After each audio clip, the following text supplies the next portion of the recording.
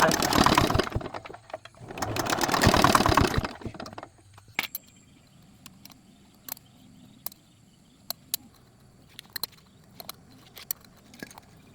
ngoài cái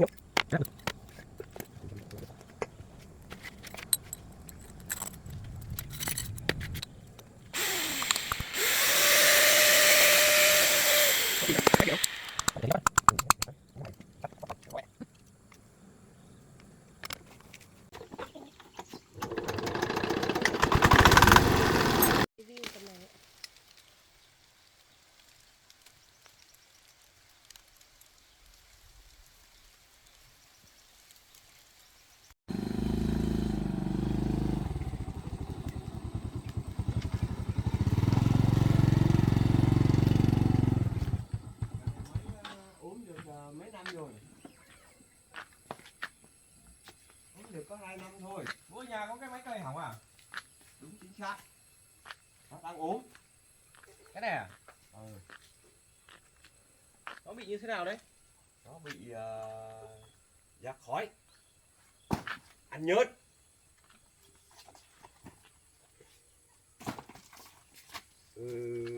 Cứ cho màu nhớt thì được khoảng 3.000 thôi là gần cạn. Thế à? 3.000 mét vuông thôi, cày bừa ấy thì nó lại cạn, khói nó hè mắt lắm. Nó có khó nổ không?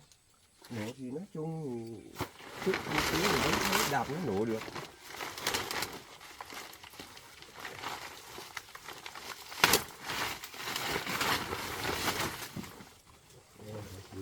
Cho nó sống lại để còn chủ động vụ tới đó. Đó là cái sân này. Bỏ cho nó phấn.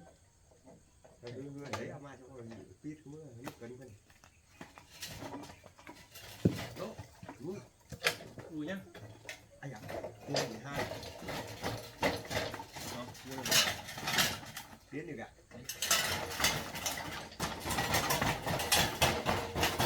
Đó, bác tí này phải nhờ. Nữa đi. Tí nữa ba chú đi về. Rồi, ok.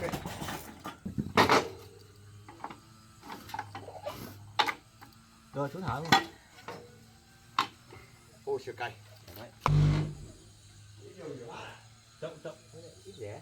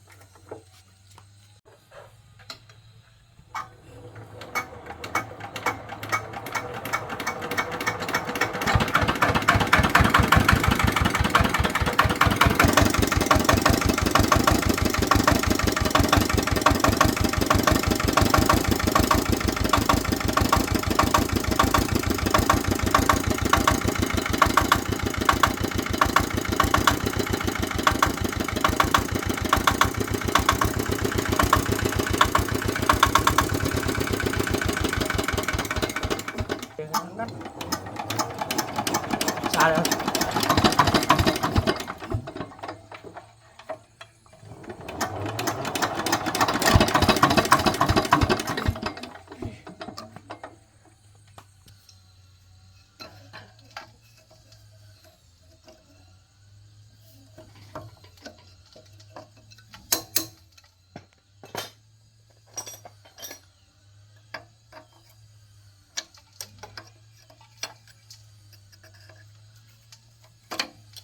Pro. Samsung Pro. Ini udah parah.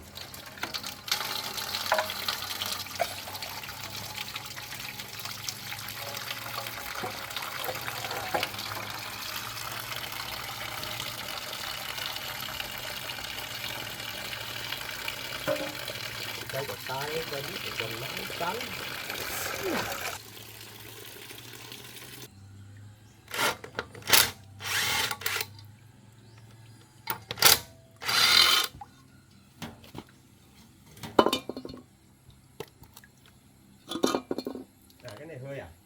Vâng. Kim thế này.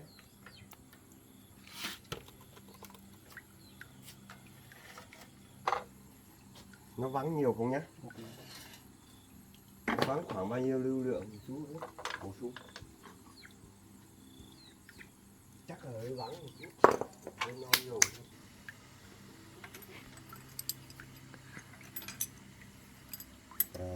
Tắt vô rồi nhìn tắt. Tắt.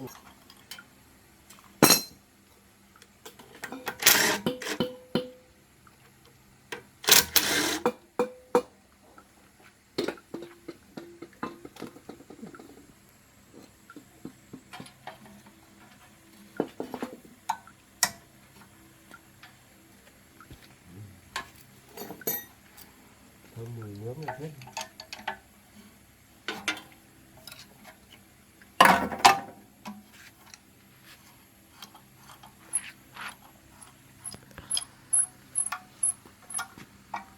Có một hôm chú thấy tưởng là mấy anh em ở trong Lâm Bình ra quay chóp của họ hay của mình, họ dùng lợn chân à? Cũng ở trong Lâm Bình à?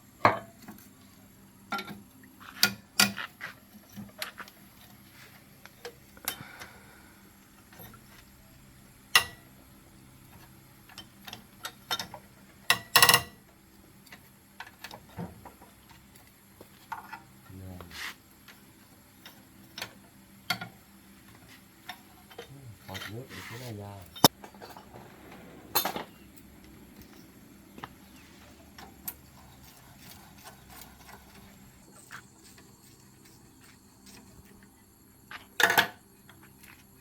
Mình chưa tháo bừa nhé.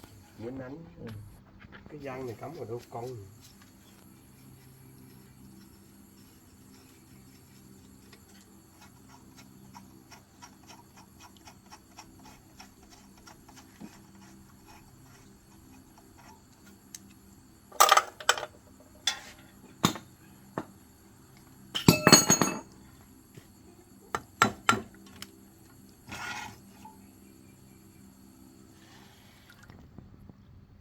Vậy cái kia cái gì nhét rồi cả, giác à?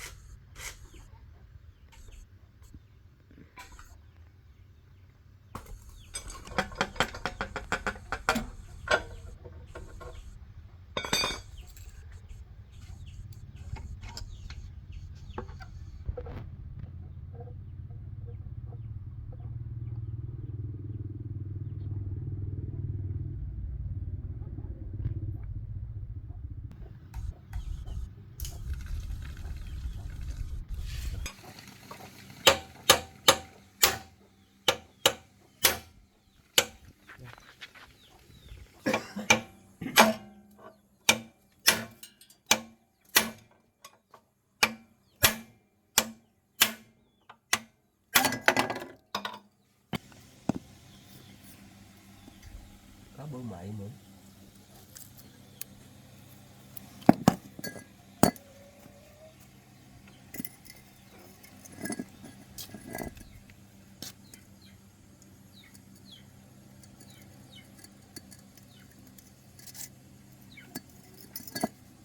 rắn non luôn à. Mỗi tay biên là dùng à.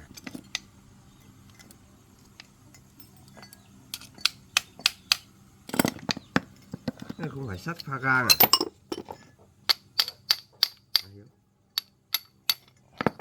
Cắt đấy mình mồ thành đá cáu. Nó đã mới à.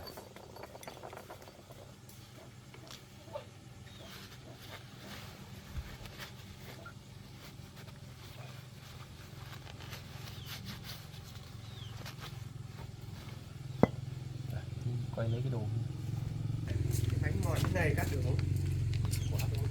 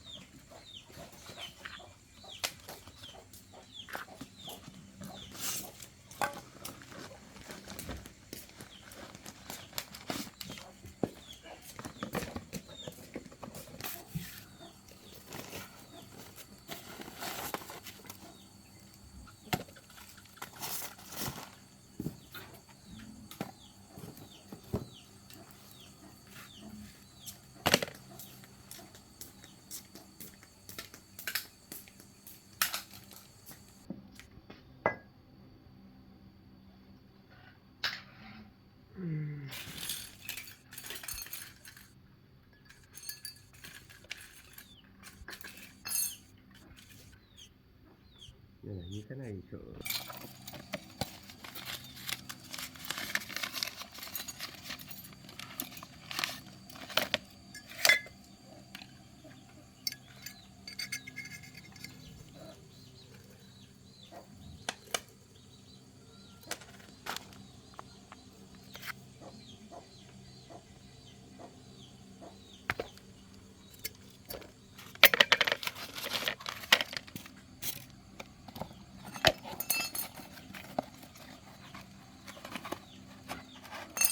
Chim có số thắng ngoài không?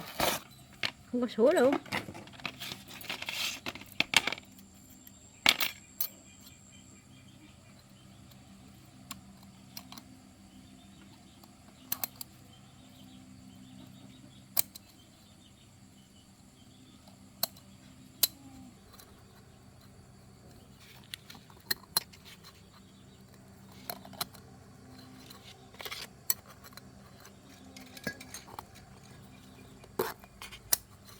Khe ngoài khe trong Hiếu. Cái nào cũng được.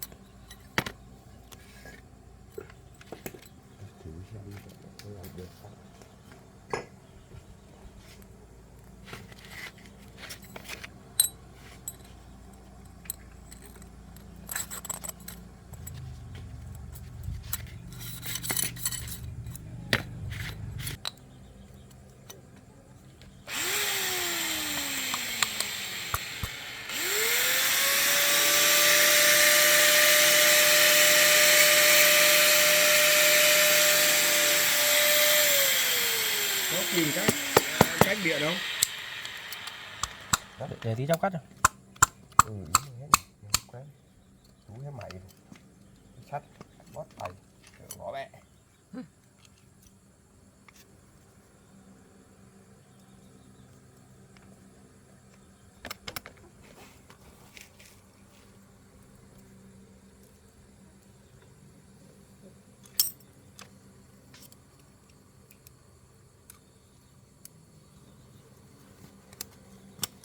Kim luôn.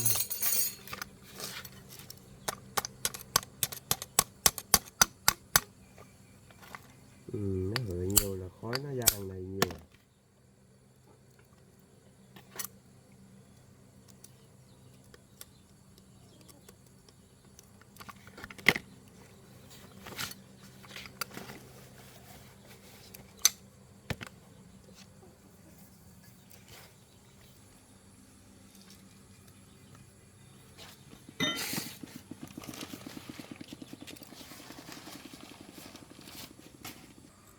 Đấy, lấy bên này. Ấy dồ. Thôi, tính đi.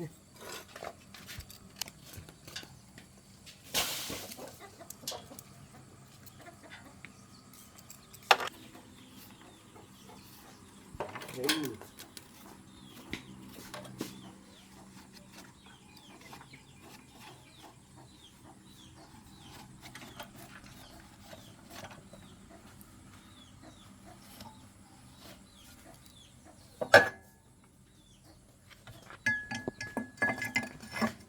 Này vẫn chạy cứ sang được đúng không?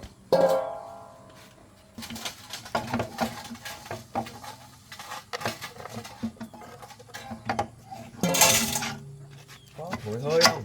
Cắm.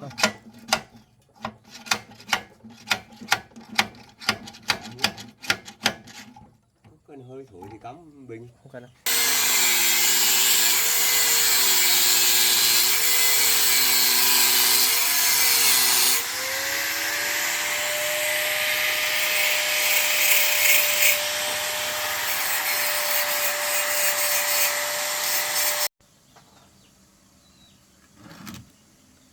Kìa đã. À.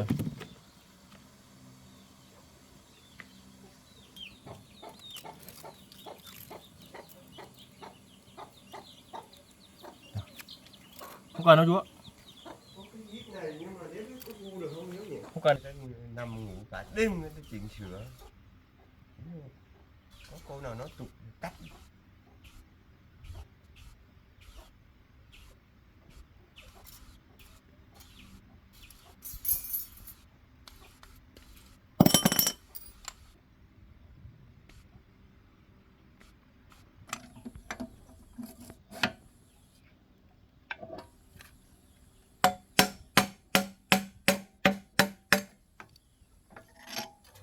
Phần thừa.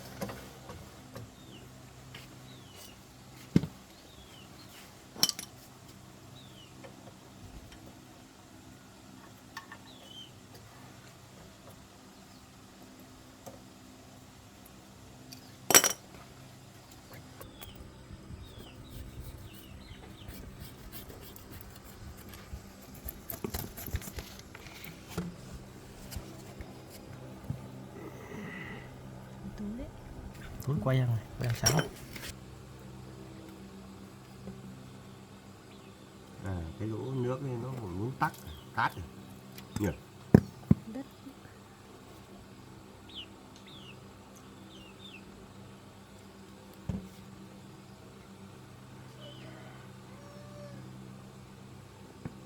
Này hở.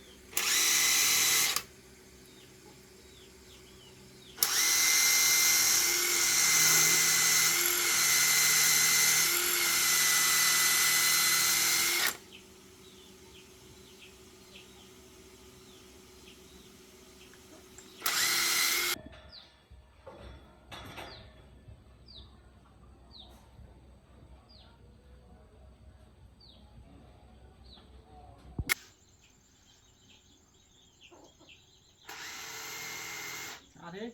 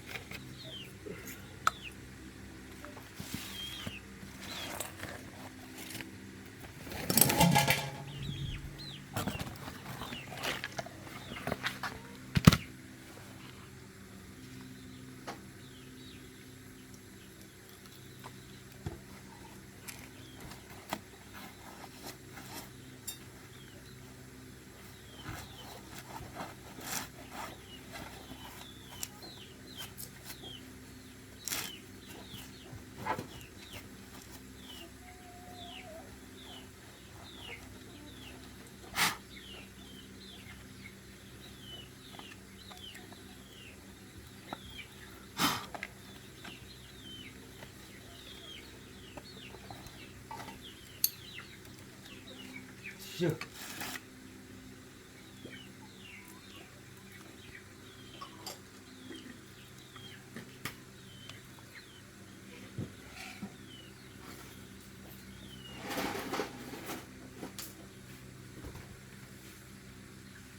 Chưa.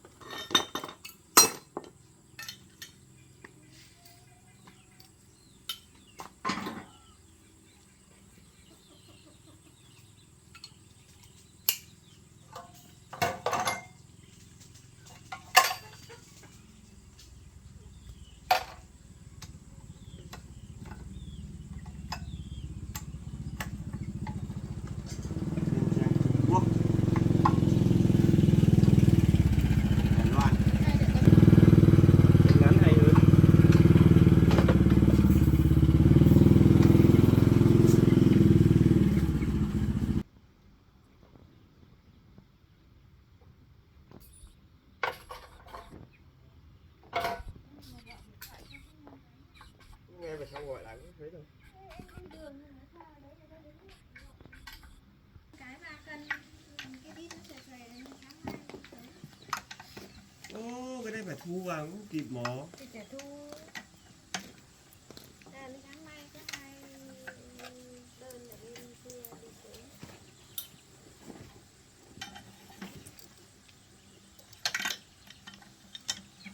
Share chạm su hủ. Có hai loại kim phun à? Loại ngắn và loại dài à? Cái đây cái ruột bơm.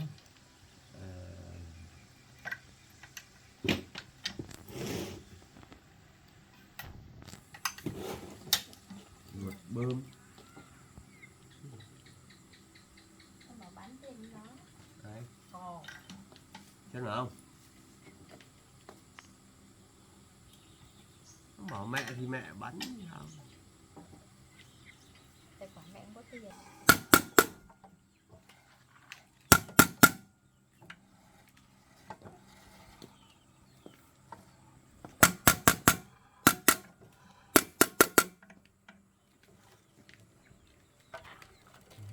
hết rồi kìa.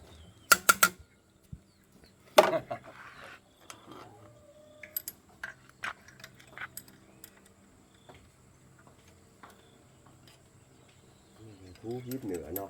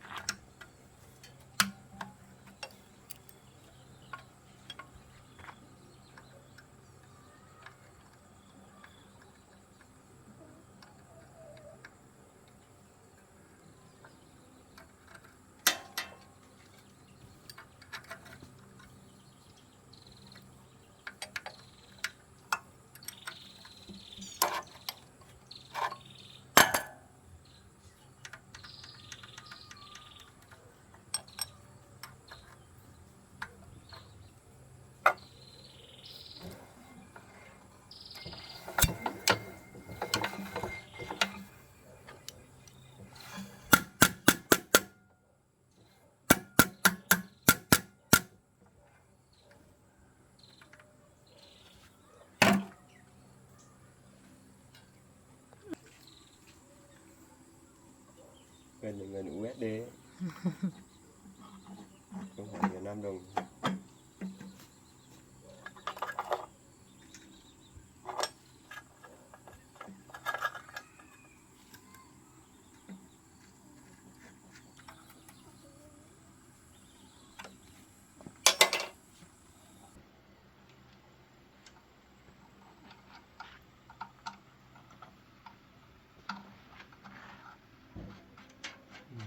Thế này là mét rồi mét tích tóc.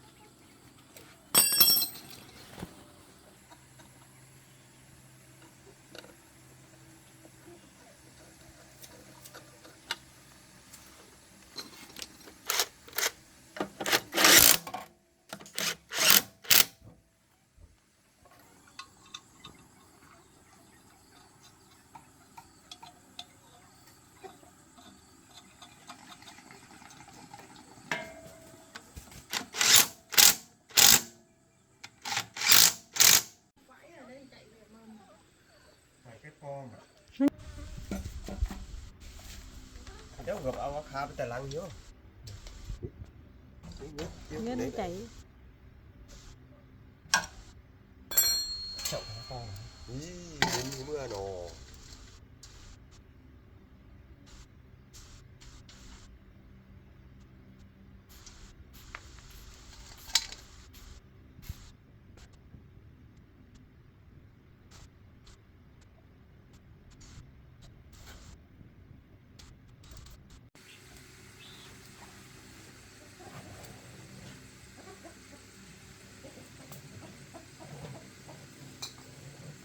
cứ chủ thao này thao đồ quay mà cái thì đại quay về thăm không mà được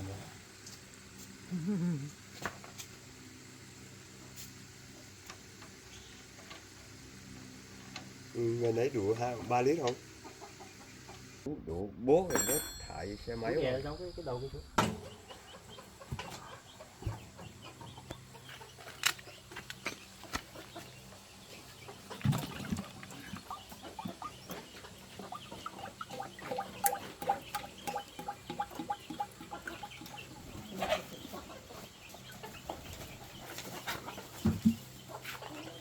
giữ đây nhá để cháu lắp cái này. Ok.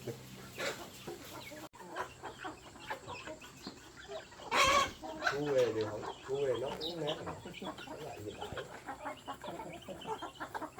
Được nè.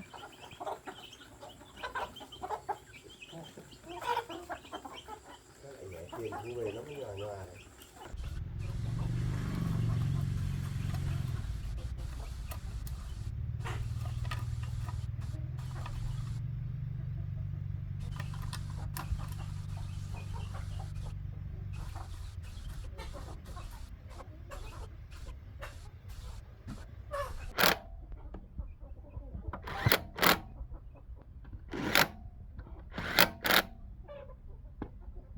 Rồi chú. Đúng rồi.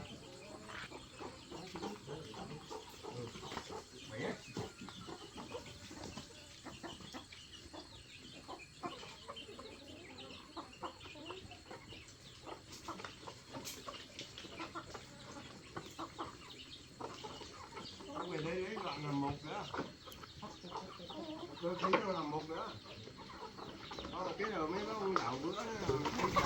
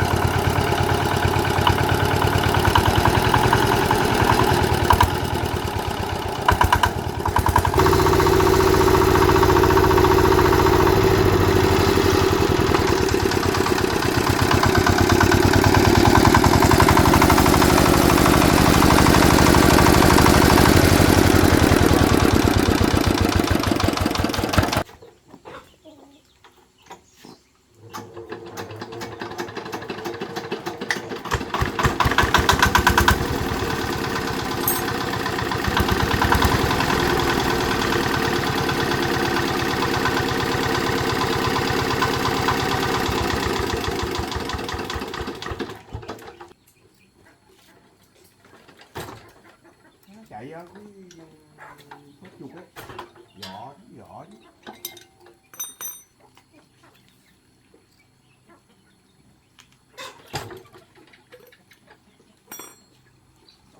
50 tuổi là mới ổn thôi.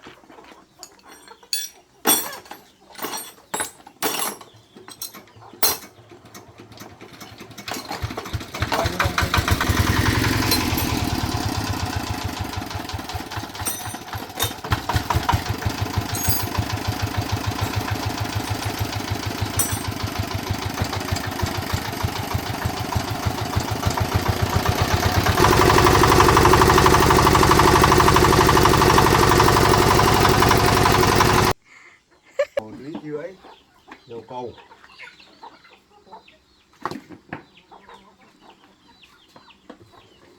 Lúc đấy đi vào chỗ rừng Tân An Nàng Lá ấy. Cũng là hai vợ chồng đang quay ở dọc đường. Là như là thấy cáo. Như thấy cáo. Bà đứa thế nào? Đây, của bác nông dân phó nông dân. Không có 5.000. Cái này là làm từ thiện nhiều lắm. Doanh nghiệp hay đấy. Rồi, cô cảm ơn. Ok, cảm ơn nhé. Hay ông bà chủ tịch. Please watch the next episode Ok ông. by subscribing to the channel and supporting me with a like and share the channel.